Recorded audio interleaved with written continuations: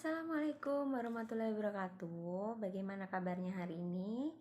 Insya Allah semoga semuanya dalam keadaan sehat walafiat. Hari ini Ibu akan menjelaskan tentang materi IPS tema 4, yaitu jenis-jenis pekerjaan yang ada di Indonesia. Jadi jenis-jenis pekerjaan yang ada di Indonesia itu dibagi menjadi dua. Yang pertama, jenis pekerjaan yang menghasilkan jasa. Yang kedua, jenis pekerjaan yang menghasilkan barang. Ya, perbedaannya nanti kalian bisa membedakan sendiri. Sekarang Ibu jelaskan yang pertama dulu, pekerjaan yang menghasilkan jasa. Pekerjaan yang menghasilkan jasa adalah suatu pekerjaan yang bisa kita nikmati dan kita rasakan keberadaannya. Ya, misalkan di sini Ibu tukang cukur rambut. Tukang cukur rambut itu bisa kita rasakan atau bisa kita nikmati keberadaannya karena apa? Misalkan rambut kita itu panjang, sudah panjang. Kalau sudah panjang kan panas, risih gitu ya.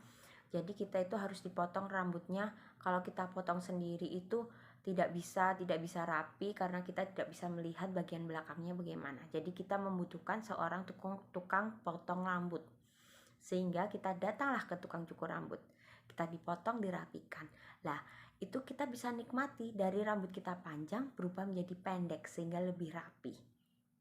Ya, itu adalah contohnya. Contoh yang kedua adalah guru. Guru kita juga bisa rasakan dan kita bisa juga nikmati keberadaannya. Ya, misalkan dari kalian yang semulanya dari TK ke SD, kalian semulanya membacanya masih terbata-bata. Diajari sama ibu gurunya atau bapak gurunya, diajari membaca, diajari menulis, sehingga kalian bisa merasakan manfaat perbedaannya yang semula kalian tidak bisa menulis sehingga bisa menjadi menulis dengan lancar. Itu adalah pekerjaan yang menghasilkan jasa. Sekarang Ibu tanya, dokter itu jasa atau barang? Iya betul, dokter itu jasa. Karena apa? Dokter itu tidak menghasilkan barang, tetapi dokter itu menghasilkan jasa. Jasanya di mana?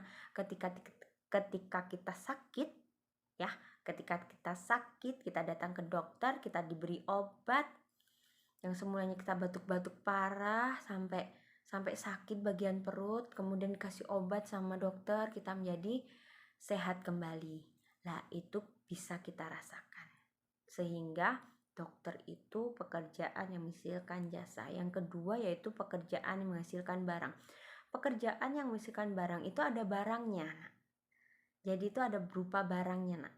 Contohnya di sini petani. Petani itu pekerjaan menghasilkan barang. Kenapa? Karena petani itu di saat dia bekerja kemudian memanen. Nah, hasil panennya itu disebut dengan barang. Bisa berupa sayur, buah, atau jagung. Nah, itu berupa barang, ada barangnya.